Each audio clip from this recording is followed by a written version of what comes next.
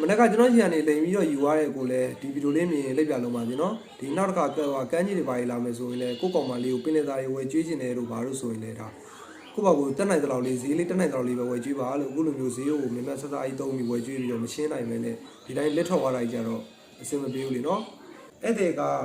ဘလို့ပုံစံလိန်လဲဆိုကျွန်တော်ပြောပြမယ်နော်ကျွန်တော်ကိုဒါ2ယောက်စာလှမ်းပါတယ်သူမှာတော့2ယောက်စာကိုထမင်းတီးတတ်ပါတယ်ဟင်းပွဲကတော့တီးတတ်မှာပေါ့နော်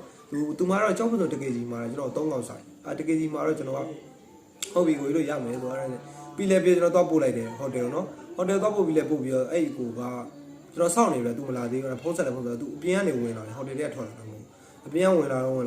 အဲ့အကိုကြီးတို့ကအလုံးပေါင်း2သိန်းနဲ့1000ပေါ့နော်2သိန်း1000လို့အဲ့ဟုတ်ပြီတဲ့ညီလေးတဲ့အဲ့ဆိုခဏလေးတဲ့ကိုကြီးတဲ့ဒီအခန်းထဲမှာတော့ဗာပတ်စံမပါလို့ပေါ့နော်ပတ်စံအပြင်ကပြန်လာဆိုလေပတ်စံပါမလာလို့တဲ့အခန်းထဲသွားယူလိုက်ဝင်တဲ့ဒါမှမဟုတ်လေတဲ့ညီလေးတဲ့ဟိုကတဲ့ဟလဲ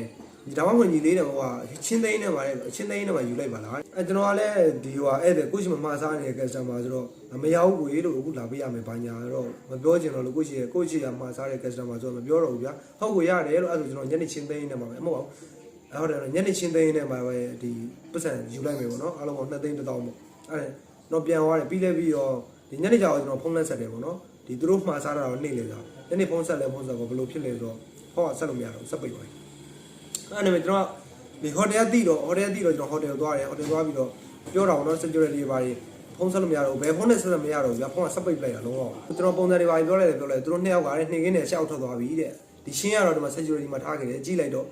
security ဟိုလည်းကြည့်လိုက်တော့ကျွန်တော်ရဲ့ရှင်းဖြစ်နေကိုမင်းချက်ဖို့ဆိုတဲ့နာမည်ကြီးနဲ့အဲ့ဒါမှကျွန်တော်တိလိုက်တယ်ပေါ့နော်ဒါကကျွန်တော်လိုမျိုးမခံအောင်ပေါ့နော်ဘယ်လိုမျိုးဖြစ်တယ်လဲဆိုတော့ကျွန်တော်ပြောပြပြတာပါခံရတဲ့ပုံစံကတော့အဓိကပြောချင်တာကတော့ဒါဧည့်သည်ကိုပို့မယ်ဆိုရင်ပတ်စံကိုတခါလေးရှင်းပေါ့နော်ဧည့်သည်ကလည်းကျွန်တော်ကလည်းတားကြီးတော့သူကိုရှိမှမျက်မှောက်စားနေလူလည်းမဟုတ်ဘူးဗျာအစ်စ်ဖြစ်တဲ့အတွက်ကျွန်တော်ညံ့လို့ကျွန်တော်ခံရတယ်လို့ပဲထင်တယ်ပေါ့နော်အဓိကတော့ကျွန်တော်ပြောချင်တာကဒီချက်ဖို့တဲ့ရှင်းချင်းမှုကျွန်တော်ပြောပြချင်တာပါဒီချက်ဖို့လုပ်မယ်ဆိုရင်အဲ့ဧည့်သည်တွေကိုပတ်စံကိုတခါလေးရှင်းပေါ့နော်အဓိကအာမနာနဲ့ဗျာကျွန်တော်အာနာလိုက်လို့ဒါကျွန်တော်ခံရတာလေးကျွန်တော်ပြပြပေးတာပါအားလုံးပဲယူဆိုင်ကြပါဗျာ